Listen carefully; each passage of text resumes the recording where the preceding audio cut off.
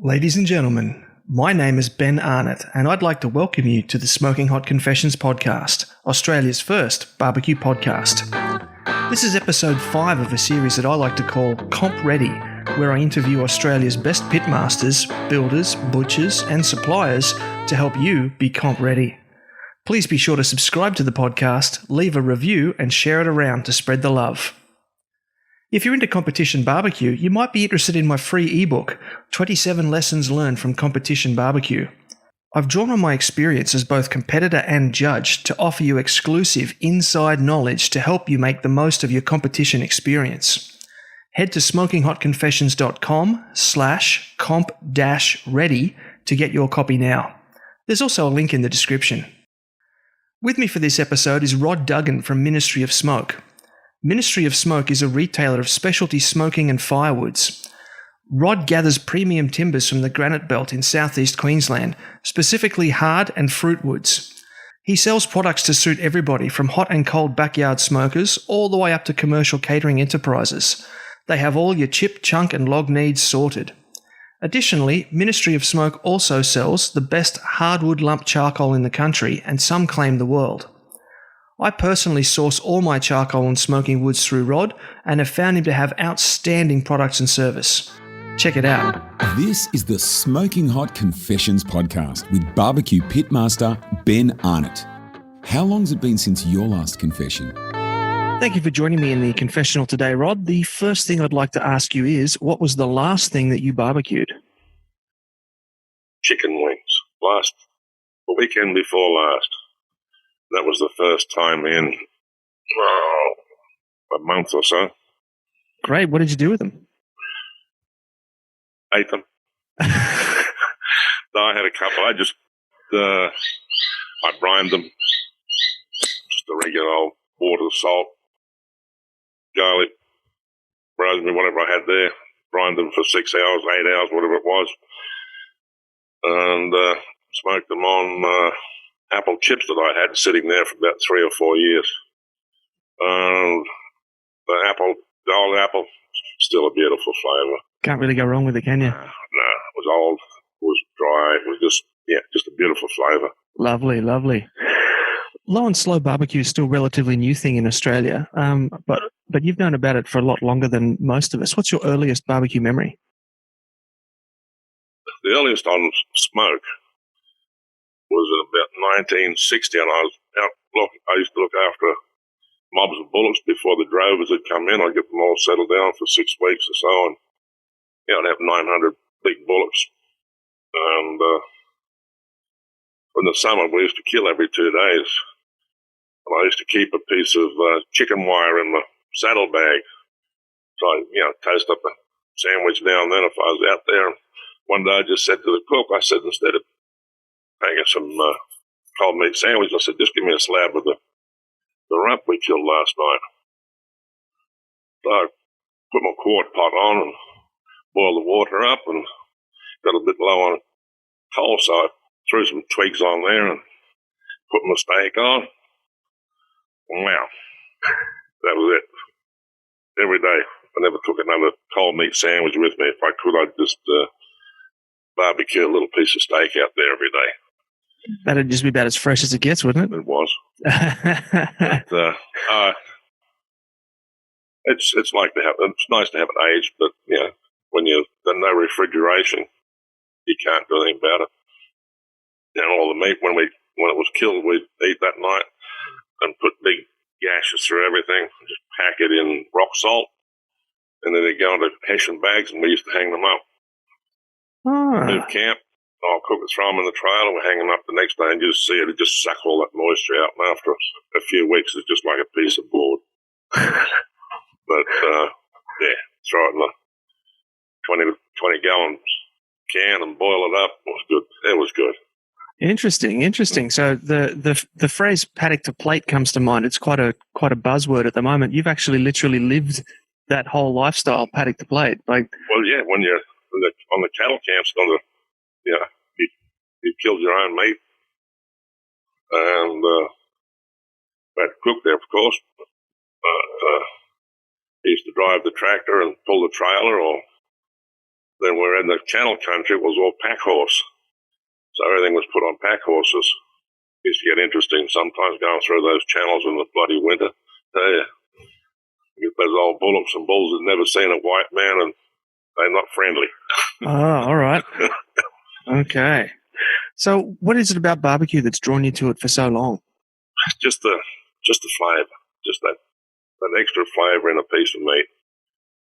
And then I went to, I was in the oil field. I went to Singapore because all the boys were good old boys from Texas, Mississippi, Arkansas, Louisiana, and all down south. So started to make barbecues out of casing.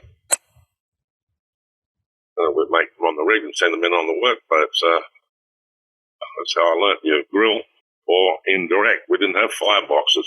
They'd be 2.5, 3 foot long, maybe 12 inches diameter. And I learned it from them. Indirect or direct, that was great times. And I was working for this company, and my boss said, he said, "Oh, you can barbecue, can't you, Rod?" And I said, "I do a little bit." And he said, "I need you to go up to Brunei. Old Charlie's going to entertain all the Shell people and all the people, all the people." It was about 250 people, I think it was. So I got up there, and I said, "Charlie, where's the pit?" And he said, "That's it there, the Texas pit." Yeah. It was made out of a full sheet of steel, so it was about 6 foot long, 4x4. And I said, "Hell." I said, "Okay." Instead of on a piece of pipe, I've got a big rectangular box to work on. And he said, "Go down to the markets in the morning and get what you want to cook." So I went down to the wet markets. They had big pigs down there, so I just took a full quarter, 2 legs. I didn't take the neck, I just did full shoulders. Came back, I said, "Okay," lit the fire down one end. I brined them in beer overnight first. I went down to the club and I said, "Save all your old beer. Greg's falling."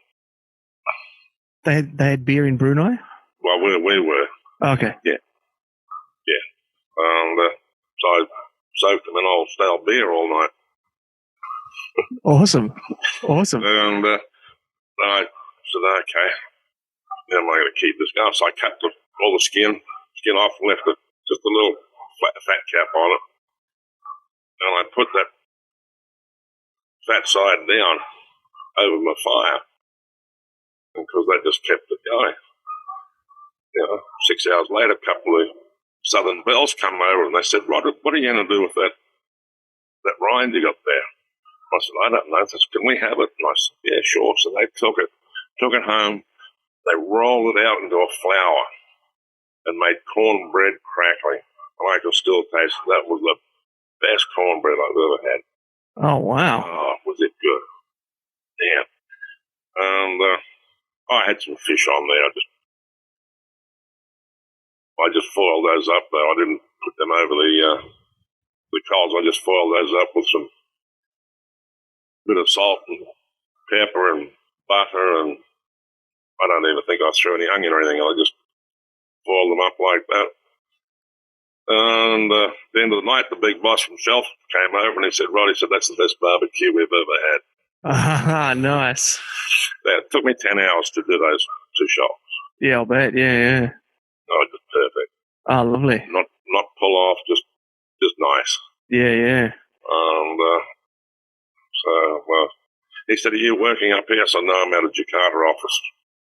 He said, "Oh, you should be up here." I said, "Well, if Charlie ever needs to do another barbecue, I'm sure they'll bring me up for it." I said, "I'm sure they will." He said, "I know they will." Yeah. Yeah, so I did a couple up there for them, and a couple of other areas they went and made the pits and just left them there, and I'd go up and do my thing and fly back home. Lovely. Sounds good. So were you in the oil business at the time? Yeah. Oh, lovely. Yeah, it was. It was very easy to get things made. Yeah, I'll bet. Yeah. Well, that's quite the compliment then to have the to have the head of Shell tell you that's the best barbecue they've ever had, because I'm assuming they would have been Texans, wouldn't they? They would have been. No, he was a Dutchman actually. Oh, really? Yeah, they're all Dutch. Ah, yeah. But they'd been around. Yeah, sure. Sandy, he'd been around with Shell all over the place. Yeah. Yeah, so that, they talk about letting your fat drip onto the fire, and it didn't affect me any there. Well, I had no wood. I wasn't using. Right. Yeah, I didn't know about flavoured wood then. Gotcha. Well, I did, but not big pieces. When I did mistaken that, I just had little pencil-sized pieces that I used. Yep. Right. Alrighty. But I learned about it while I was up there. Though, ran out, getting low on charcoal, so I had rambutan wood I used to throw on, and that, so I've used a few. I've used in Iran. I'd go up get the guards. I used to drink their chai. It was tea. It was good tea. So yeah. I used to because wood was hard to get over there, so I used to say, if I can get me some branches. So I used to do a trade off with some bread for tea tree. But the tea branches from the tea. Right. Yep. Gotcha. Yeah. When you said tea tree there for a second, I thought you meant like tea tree like we got in Australia. I was like, how does that taste? Actually, tea. Yeah. Right. Cool. But then I came back home, and I was going up to Stanthorpe to get some wood for myself and JR. From JR Smokehouse? Yeah. Yep. And I happened to just get onto a blog and people were looking for some, fruit wood in Brisbane. So, Mikey from Shanks and Andrew from Mafia and Adrian from Double Barrel and a few of the others. And is that how the Ministry of Smoke sort of was founded and grew? Yeah. So I said, I've got a happy name. And I just happened to be watching TV and it was Ministry of Sound on. I said, there we go, Ministry of Smoke. It came about. Nice. Yeah. But, being out west, all we cooked on out there mainly was Gidgee or Mulga, and so I knew a good wood when I came across it. At home, we only had wood stoves, so I knew good iron bark. Yeah, back then in Toowoomba, knew what a good iron bark was. So it just went on, and then talking to some of the old. One of my wood supply, I get my iron bark off, with him and his dad. They've got, 80 odd years experience in the business, and they're good to talk to. Excellent. And because they were the ones who were telling me about, I think Zappa's got the question about, the climate, the soil, how it affects the same species. Yep. Well, the best iron bark's from the trap rock out around Gore, because the soil is rotten, won't hold moisture, rotten climate, cold, dry, so the trees grow slower, but they grow more dense. Okay. I proved it to people. I said, there's two pieces of iron bark the same size, pick them up. And I'll pick mine up. And I said, geez, yours is so much heavier. And I said, yeah. Right. I had no idea. Yeah. And same with, you got your she oak. I don't use it. It's got that big sap ring on it. But there's an oak I get. It's not on the river. It's up on the hills. And it beautiful smell. Burns nice and hot. It's different to the she oak. Totally different. Lovely. Yeah. Lovely.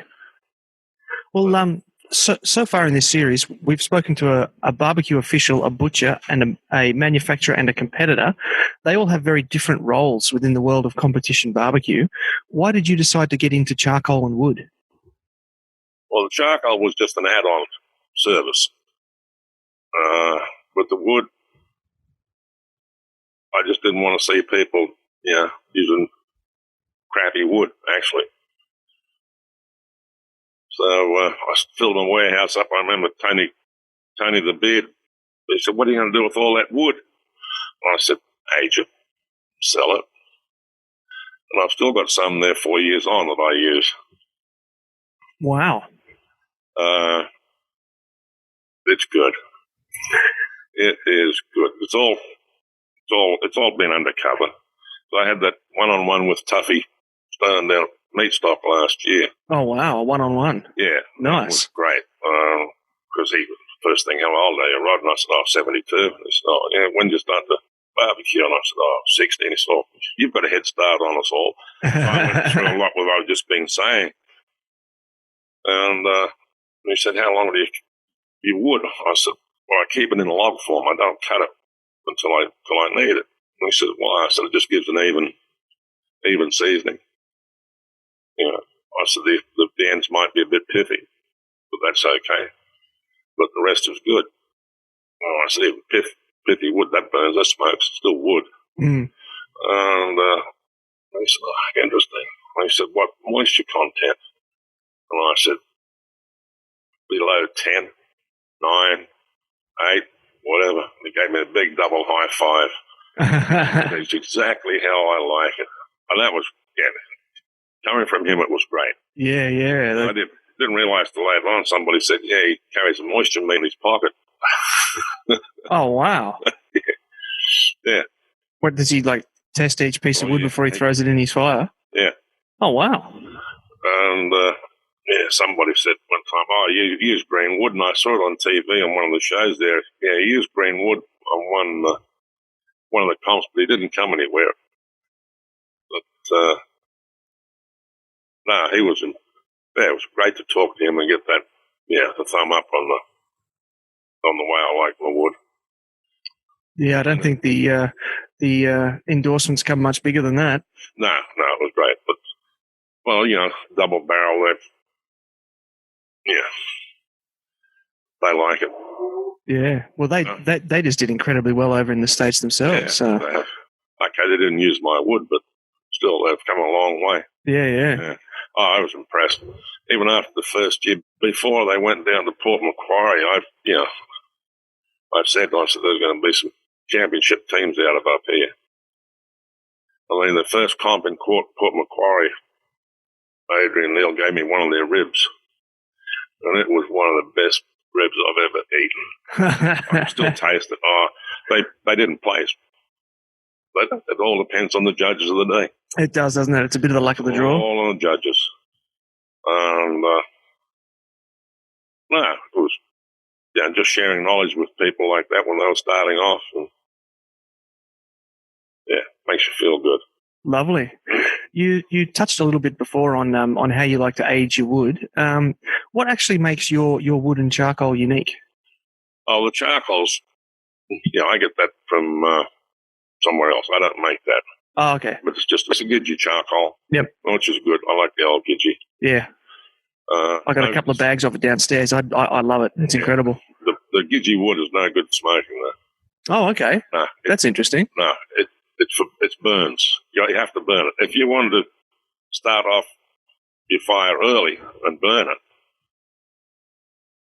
it gives some good coals. But if you throw a log on your coals, it won't. And you've got your fire damp where you're trying to control it, won't catch, and it'll just smolder and gives a horrible taste. Horrible smoking taste. Yeah. I found that out. So I've a couple of other people. Learned that the hard way. Yeah, tried it. And yes, it's not a pleasant smoke. I would not have expected that. No, it's a good burn though. It burns well. Very nice. But the oak is probably the best like that. Okay. Yeah, the oak. Because it's old. Like I said, it's not like the she oak. It's dense. And it'll catch. But just the smell of that smoke. I remember the first time I gave some was to Smoking Hot Bros. old Dan with the first comment, he said, "Holy hell!" Well, nice language. Smell that smoke. Wow. Yeah. I'll bet. And it's when they were doing the big cook up for the Eka, Josh and his big 2-door radar hill, and they had another barbecue pit there. And they had an emergency call, Rod, bring us some wood. So I put down some iron bark. The other one was just chewing through it. But the big radar hill just put along at 300. So I cut wood especially for Josh for that. He just feeds it in slowly. And the fat that came out was white.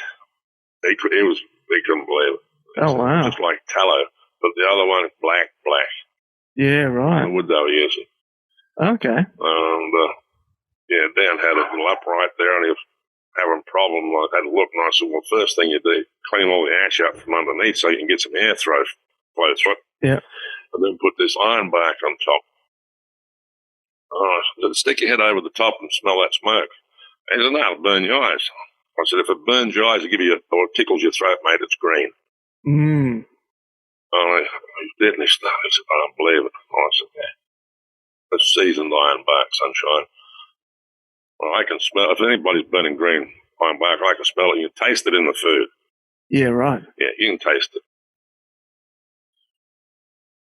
And, But, the soil, the climate does change the wood.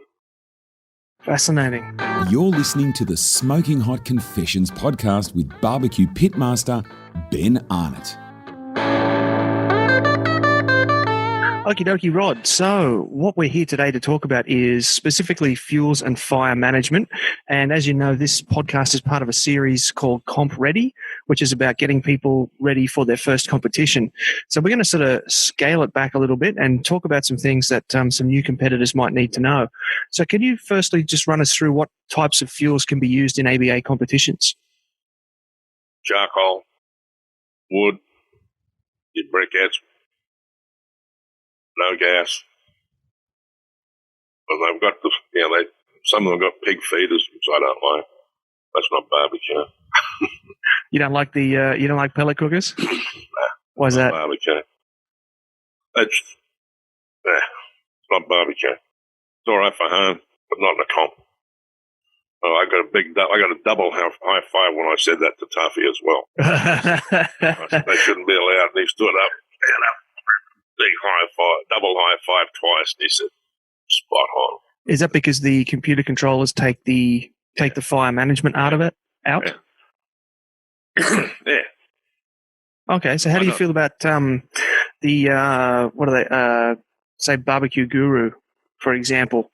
Not to single any particular one out, but that you can plug into anything like a Weber, like I've got over there, or a ProQ. It does much the same thing. I never use it. Okay. Mainly because I'm not smart enough to. It's too technical for me. But if you get to know your pit, I can see it in comps. They need a few hours sleep, and if it helps them like that, why not? But I still like the thermometers.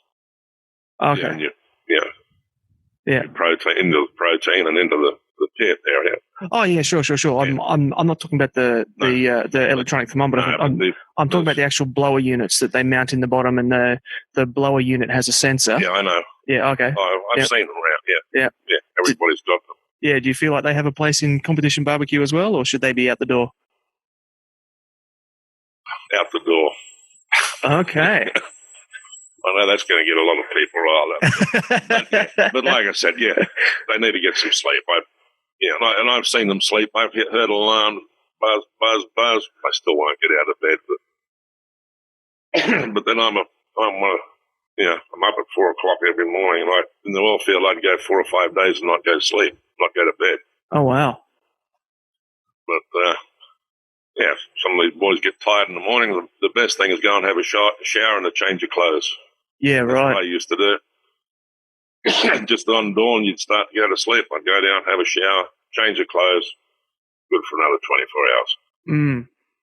Yeah, that's always one of my concerns with competitions is just making sure people get enough sleep because for a lot of us, we're a big wide country here, and you're sort of looking at an 8-hour drive home afterwards if you've been awake for 24 hours, and then you've got to load up your car and your trailer, and you're carrying a good ton, maybe ton and a half worth of gear around.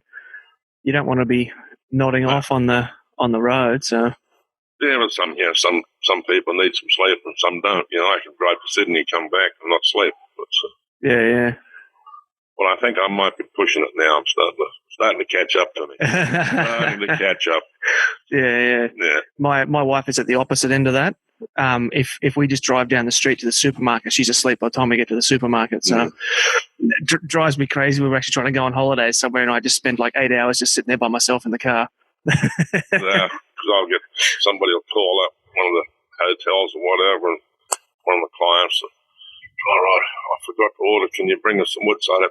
I'm here, I've got to drive out to Stanthorpe, load up, bring it back in one day. Not a problem.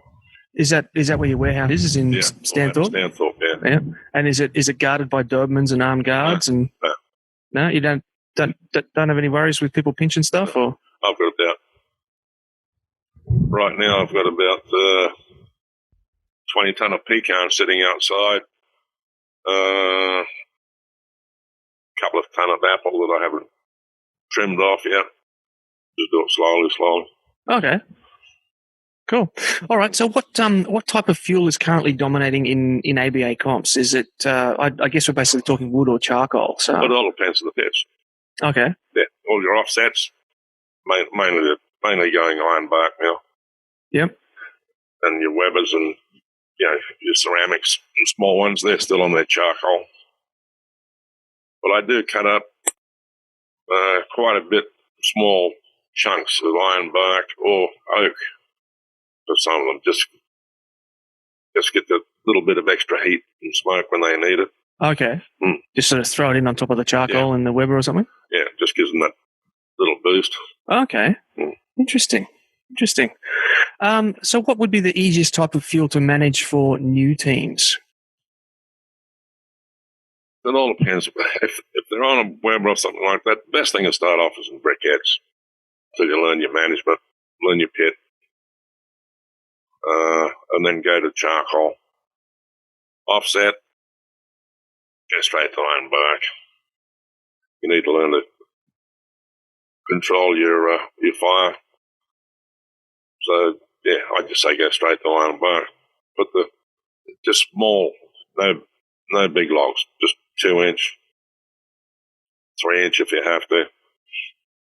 I've seen people fight it. They throw a big log on there, figure they don't have to, come back, every 30 minutes and put some wood on it. I said, what do you do for the next 3 hours? We'll try and get our temperature down. Yeah, it makes it a bit harder later on, doesn't it? So far, you've mentioned briquettes, charcoal, and wood. Which type of fuel is most cost-effective for new teams? So, burn for buck, I guess, is what I'm asking. Ironbark is for the offsets anyway. It'll be the ironbark. Yeah, a good ironbark.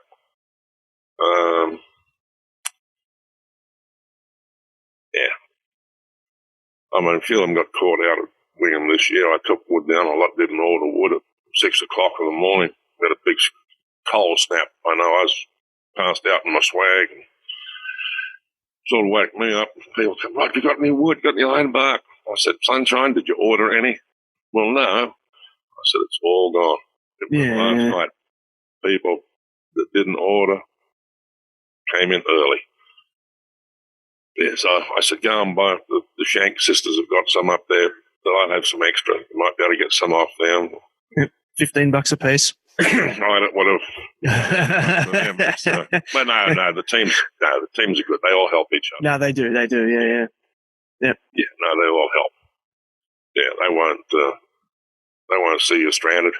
No, I the very first competition I went in at the last minute just to help out a mate that was organising it, and I had no idea about comp boxes. and preparing the bed of greens and stuff. Didn't know anything about it at all, and I saw all these other teams sitting around chopping up parsley and whatnot.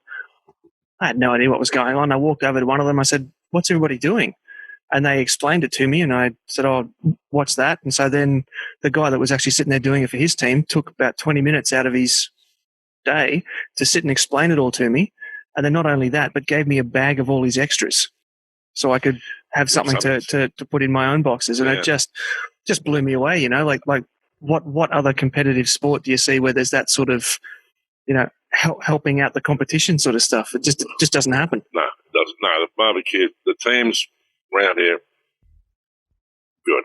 They will help each other out, share information. Their recipes they won't share out too willingly, but you don't blame them for that. But they'll give you tips. Yeah, for sure.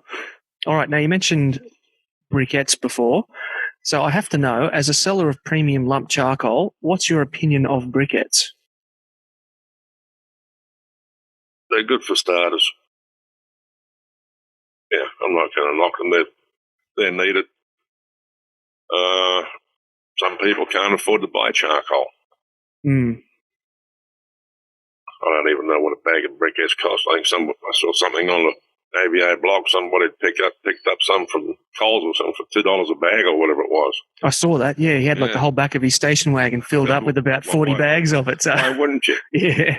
No, if you let them burn down your chimney till they're nice and white, and then hit them with some smoking wood, it might override some of the bad taste you get out of some of the briquettes. Mm. But some of them are pretty good. Some are good. Yeah, I think they have a definite place if you're doing something like the snake in the Weber, for example. Oh, yeah. Personally, I prefer to use the Gidgee lump charcoal, but I did spend a lot of time on the briquettes before I had even heard about lump charcoal. So. Yeah, I get some of them years they come up and I said, look, when you're doing your snake, I said, get no ugly chips here. I said, just lace it in between every briquette. Yeah. And come back there and said, oh yeah, it works great.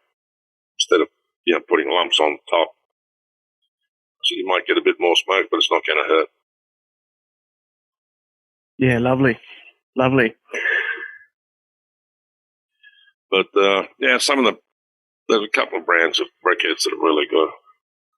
I haven't tried them myself, but just what I've heard, they don't have that kerosene taste or whatever it is that comes out of them. Yeah, you got to watch out for the easy light ones. Is it? The easy light ones have an accelerant sort of built into them. Yeah.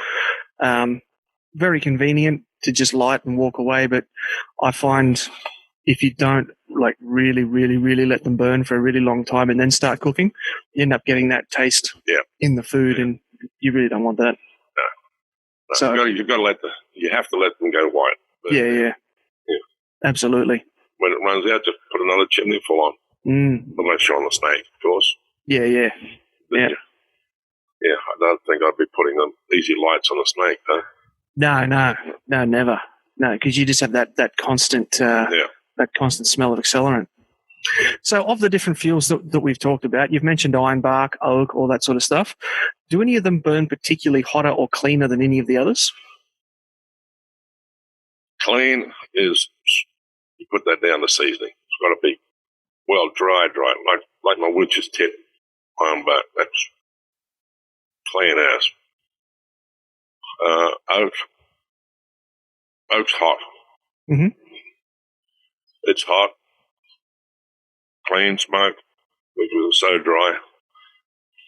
With that oak I can pick up an 18-inch or 2-foot log that's cut and just drop it down a little split. Wow. Oh yeah. Yeah, it'll just fly apart. It's good wood. It's not pithy.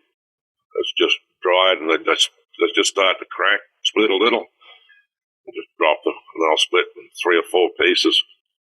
Then you hit them with a tomahawk or the axe, and Yeah, they split nice. Oh, lovely. Yeah. Lovely. I remember I grew up on a farm and we had some old ironbark trees and that, and whenever the wind knocked one over, we'd let it sit there for a year or two and then go and chop it up for firewood for the house. But I remember trying to split some of those ones with a block splitter, and some of them, mate, I would hit them with this block splitter and the block splitter just bounce off. Green. Yeah. Yeah, right. You've got to use a block splitter. Put the wood in the heater. Oh, righto. Oh, you'll get where you've got a log and it'll have where there's been a branch on it. Yeah, because all that fibre there, that'll intertwine. Yep. Yeah, that's when you need a hydraulic to split that, even as dry as it is. Yeah, right. You can get around it.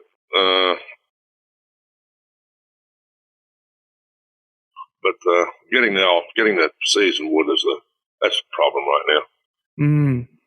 So, I've had to up the ante to my wood suppliers out there because somebody else they've cut all the easy and all the good wood's up in the ridges. Right. Yeah. So they've got log haulers. Yeah. Wow. Well, I pay a premium for it though because they know what I want. So, I'm not in the firewood business, so No. I said, what you going to have to pay for it? And I said, I'll pay for it. Yeah. I don't want a product to, or I can just go down to buy firewood from some of these other boys. Yeah. Yeah, exactly. Exactly. On that topic of seasoning timber, so one thing that I understand is very important for barbecue wood is aging. Now, for me, I find the trick for me is to allocate the timber to a project, like I'm going to build a new deck or something. Then the timber sits up beside the house for about 18 months, and then I end up burning it in the fire pit. How do you do it? From construction timber? No, I don't touch that. No, my wood. I'm just playing around, but yeah. No, I usually knock out my own trees. I've got a cherry orchard that I'm knocking out. He's not using it, so I just take enough to last me the year. And I'll put some aside, season up for just so I've got that constant supply. Mm-hmm. Same with the pecan. I've cut 40-odd tons this year. So do you just leave it somewhere to weather, or do you take it out and put it in the shed? Oh, okay. Yeah. Right. Yeah, you have to, with pecan, you have to have it off the ground and covered. Off the ground and covered. Oh, okay. All of them. Ironbark, not a problem. But all the other woods, I put them in the shed. Is it because ironbark's a hardwood and it doesn't absorb the moisture out of the ground? No. Oh, interesting. Oh, it'll be a little bit on the downside, but it's not there for 10 years. But even my ironbark I've got in the shed. Right. Okay, so up off the ground then, and protected in a shed. Good to know. Good to know. So some folks, just building off that topic, off that question, some folks like to forage for their own timber. How do you know when you found a good tree? If it's hollow. Okay. Why's that? Then you know it's dead. And it's dried. But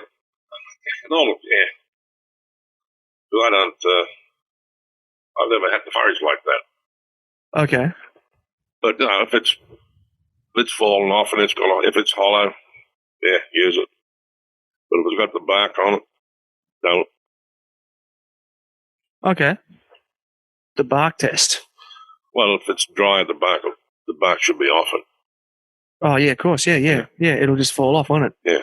Yeah, lovely. Yeah. There's a lot of stuff I've got, hasn't been bark on it for 70 years. So, did you say 70 years? Wow. There's some of the stuff in there. They stopped ring barking in the 50s with the axe. Yep. And some of this, Brandon was telling me he got some there the other day where whoever was doing the ring barking, because it was up the side of the hill and that got a bit, missed it a little bit, and they said you can see where it's grown over his axe mark. Wow, nature will find a way, eh? Yeah, so they didn't completely kill it. Right. But, eventually it did. We had goats on our farm when I was growing up, and the bloody goats would ring bark the trees. Oh, yeah. They'd chew the bark off in a big circle all the way around. Everything. Anything. goat's foot, yeah. Yep. But no, the goat's good. They clean up the blueberries, and I know there's a little lady out there. She's got a truck with goats on it. She rents the goats out for cleaning up. I like that. Yeah. That's a good little business idea. I like that one. Yeah. So she goes in, drops them there, fences it all off, and lets the goats do their business and gets rid of all the blackberry and all the rubbish. Huh. Yeah. That's tops. Mm. A lot of people are going to be asking how to choose the right smoke to pair with different meats or flavors. I use whatever I've got. I like the apple and pecan. I like them all. It's just what I've got. Okay. Yeah. And have you got any particular favorite pairings, like apple and pork ribs or cherry and lamb or anything like that? I'll use my one is apple and pecan. Cherry I'll use, if I go out there and I've got some ribs or chicken, I'll use it. But like I said, whatever's there, I'll use. Yeah, peach has got a nice smell to the smoke. It's got a nice smell. Right. Yeah. I remember I weaned some of the boys off their red gum one day. They were having trouble with their fire. It was cold and windy, and I said, "Have you ever used any fruit wood?" Nah. I said, "Do you want to try something?" He said, "Oh, well, you put it in." So I did. I put a log of peach in there because, 2 minutes later, everybody, "Oh, what's that smell?" So he was a convert. He won a couple of comps using my wood too. So I take it that red gum's not that good then, is it? Oh, no, there's red gum and there's red gum. Okay. Yeah, it all depends where it's come from. Anything coastal, I don't touch. Really? What's that? It's grown too fast. It's not dense. But trying to find good red gum out there. It's getting hard. There's areas out there, but it's all been like even the lemon gum that the old smokers used to use. Don't find a lot of that anymore either. Okay. But there's some woods out there that I know of. I haven't even tried but I want to try. I'll have to go out west one day and grab a load and bring it back and start something new. Yeah, sounds good. Add to the add to the range. But plum will. Yeah, if you don't red, plum gives a hell of a smoke ring. Cherry does too. Ironbark. But the plum really gives that real plummy sort of smoke ring. Deeper red colour, is that what you're saying? Yeah. Oh, yeah. Cherry gives you a little sweet. So I'm told. Yeah, lovely. So where do you stand on hickory then? I know I started out smoking with like a bag of hickory chunks from a barbecue retailer store. Where do you stand on hickory? Hickory is strong. I've got hickory that came in from the US. Oh, wow. I had to protect the ends a little bit so it didn't get sprayed and what have you. It's a pain in the butt to clean off, but I got people that use it, and I said, look, just start off with half a block. And then if you want a little bit more of it, use your full block, but cut them in half. I said, I wouldn't use more than two, and they've all come back and they said, yeah, you're right. But there are people here selling pecan as hickory. Oh, really? Well, it's part of that family. Oh, okay. But hickory doesn't get nuts on it. No. All right, and what about mesquite is the other popular one that you can find around stores. I find it to be too bitter and too strong for me. It's strong. I've got I bought a suitcase full of mesquite briquettes back with me a few years ago. I've still got them all, except for one bag I've opened, and I'll throw I might throw one or two briquettes, 3 briquettes on a smoke. Okay. Interesting. One question that I've just thought of. I have always been told you must soak your chunks and chips for like 24 hours before you want to have a smoke. No. And I just ended up not doing it because I'd always forget and run out of time and just throw them on anyway. And to be honest, I haven't really found a difference. I've got a few clients that have got the Hart gas or the Aldi gas smokers. Mm-hmm. And I tell them, I said, get your the bigger chips I give you, soak them. And then I give them fines, whether it's sawdust or whatever. And I said, just mix that in it and make like a big hamburger patty. I said, why? I said, well, the steam helps the smoke stick to your meat. For that reason only, not that it's going to slow it down any. Okay. Just so the smoke will stick to your protein. Okay. So if you had a water pan in there, for example, like I've got an upright Pro Q, then I wouldn't need to worry about it at all then. No. Well, even the gas has got the water pan in there, but it's just that I've had restaurants that have got electric smokers, and they just couldn't get that. Of course, it just couldn't get the smoke flavour. I say, get your box, wet half, dry half, stick your probe through it and put it on, let it go. They've come back and they said, great, got smoke flavour. Excellent. This segment is proudly sponsored by Coastline Barbecues and Heating. With stores in Oxenford, Southport and the Tweed, they are the Gold Coast's only Weber specialist. Okay, Rod, we're now in the third segment of our interview, and unfortunately the people that have sent me through the questions weren't actually able to join us live today, so I'll read out their questions, and I'll tell you who's asking the question, and then at the end of it you can tell me who you think has asked the best question, and they'll be the winner of our $25 gift voucher from the podcast sponsor Coastline Barbecues and Heating. All right, Matthew is first off the ranks, and he would like to know, are there regional variations in the same species smoke profiles? We've already spoke about that. We did sort of cover that a bit, didn't we? Yeah, we've spoken about that. Yeah, we said that the coastal ones are not so good, but the inland ones are better. Yeah, up in the high country where it's dry, crappy soil that doesn't hold moisture. And I said the best iron bark is from out there. Anybody would tell you that.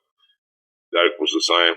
It's the same species as the she oak, but it just changes it completely. There's no big sap ring or anything with a white sap ring around them. I won't touch it because it's grown too fast. It's coastal. That's interesting that you say that the soil's got to be low quality, because that's kind of counterintuitive, isn't it? We're sort of raised to know, like you got to get good nutrients in the soil and blah blah blah blah blah. But then for this purpose, the worse the soil, the better the better the wood. It's kind of it's very counterintuitive. Sort of building off our question about woods and meats, Aaron would like to ask, why do some woods lend themselves to one type of meat and not another? I'm not a scientist, Aaron. Go back to Amazing Ribs. Read what Meathead said about it.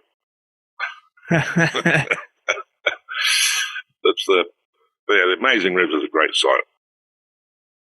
Okay, that's amazingribs.com. Yep. Just for anyone who's not familiar with it. I have heard that there's something to do with the oils in the timber. That the different timbers have different oils in them, and when they burn, they have slightly different flavour profiles. You can smell it when you light them. I put it in our own preference. Like I said, I'll use anything. As long as it's seasoned, dry. But if you got oils, you're not going to have much of you're not going to be at 9% or less moisture content. Interesting. Jared's question, I think, is more for people that are sort of not in your service area. He wants to know, how hard is it to find a good wood supplier, and to what extent have you gone or do you go to find it and to keep a constant supply of top quality smoking wood? I guess what he's asking is a bit of a, give us a day in the life of Rod. There's only a certain time of the year that I'll cut fruit was. I'm not going to tell everybody what it is. It's my secret. But I keep it in log form, and I won't. Yeah, it's going to be at least a year old. I've got caught short here. Somebody from Sydney came up and bought just about everything I had. And I had some there that was, 9 months old. Reluctantly, I bagged it. Right. But usually, no, I keep it. I'll keep, like I said, I've got plum, I've got 5-ton apple, 6 or 7 ton pecan, I've got about 40, 50 ton. The reason I've got a lot of pecan, I've got big users that, commercial. Yeah, right. Yeah, like last month I sent them down, like 9 pallets. Wow. How many kilos in a pallet? Over half a ton.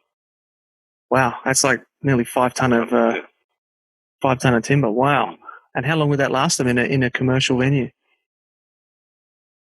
It'll last them a couple of months. Okay. Interesting. And so you've said that you go out to Stanthorpe to collect your wood. For people who are not familiar with Southeast Queensland, how far is Stanthorpe from the Gold Coast? 3-hour drive. 3-hour drive? 3 hours, something like that, yeah. Okay. And so do you just basically pack up your trailer, your chainsaw and your swag and... No, I've got a warehouse out there, everything's there. Oh, you did say that, yeah. But no, and I've got another. People call you and say, "Oh, okay, I've got one out there. He's got a couple of hundred organic apple trees that he wants to knock out." So he'll knock them out. Cherry, I go and dig out myself, clean up. Yeah, they're getting smarter. They know. Well, it saves them a lot of money if I go in there and dig them out. All they end up with is the roots. Yeah, right. And they've got to be put in the pile too. So it's not cheap, but to do it, I've got to have the supply. Right. The pecan, I've got the call and saying, okay, I've got this and I've got this. So I've got this old nursery. Before he bought the other fellow put in the nursery. There's 10 rows of probably about 1,000 trees there, and they're close together, beautiful, nice and straight and long. So I've only cut half this year. The rest I'll keep there and I'll cut those next year or the year after. Yeah, right. So I've got that reserve there. Excellent. But it cost me. I chipped about 30 ton of chips for him. Right. I hate to see all those chips go to compost, but yeah. Oh, I thought you meant you chipped them for selling for smoking. No, I've got another farm up there. A friend of mine went and pruned it all, and he's taken a lot of the good stuff, and he wants it all chipped, so I'll get those chips. Yeah, right. Yeah, it'd be a damn shame to see it all just going to mulch. Like 30 ton of it. Oh. Yeah. Greg's question we've pretty much already covered. He asked, where do you stand on soaking chips and chunks before using them to smoke? We've already talked about that. Yep. One thing that I just thought of now, though, something I've noticed when I was soaking my chunks is that the water would often go brown. Why is that? What wood? It was still back when I was using hickory and mesquite. Probably the chemicals in it. They put it together with the flavour. Oh, okay. They put chemicals in the wood. You buy a bag of chips from some of these stores and read the safety label on the bottom. Okay, there's a good tip. I hadn't even thought of that. Yeah, read the safety label. It's all kiln dried. Yep. Then it gets gassed or whatever before it comes into Australia. So that's the key there. This is offshore wood that's got to be debugged and all that sort of stuff to get through our strict quarantine laws.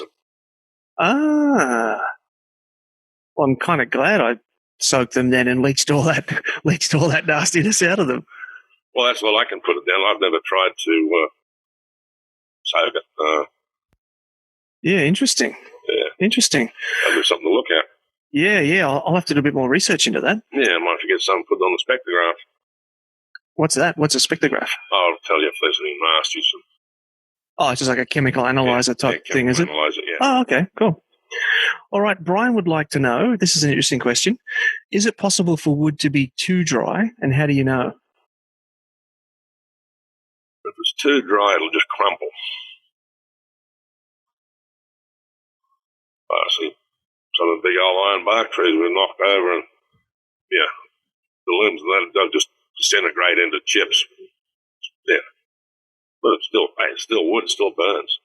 Right, so you'd still pick up the chips then and use them as chips, or kindling. Oh, okay, yep. But I don't do it now. So they stay out there. So, I'm not going to crawl up and down mountains, rocky old bloody hills to get that.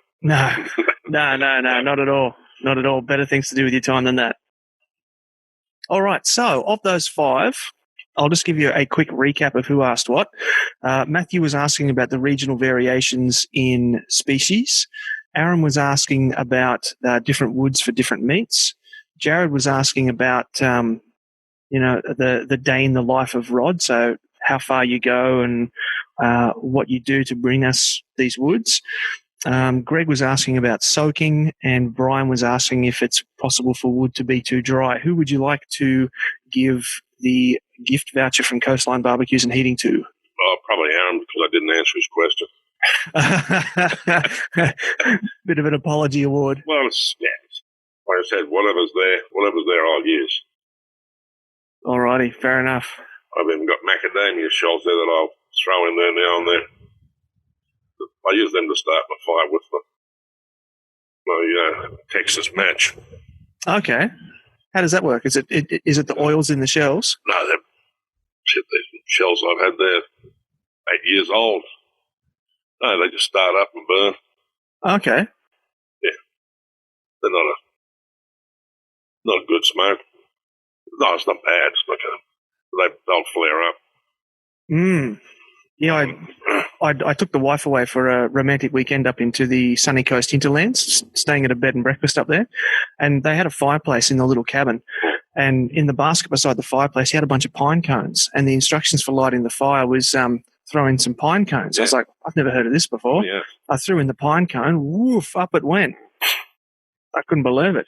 You don't want to put them in your barbecue, though. Oh, no. No, for the fire, yeah, they're great. Great for lighting up. Yeah. Yeah, I was really surprised by that. All right, so what I'll do now is I'll throw the mic over to you for a couple of minutes, and you can give any shout-outs to anybody that you'd like to, and also tell the people where they can track you down on the internet. No, I just like to thank all the boys of the teams and individuals and hotels and restaurants that have supported me over the last few years. I've done right by them and helped them where I could. Yeah, they've all been great. So on Facebook, you are Ministry of Smoke? Yep.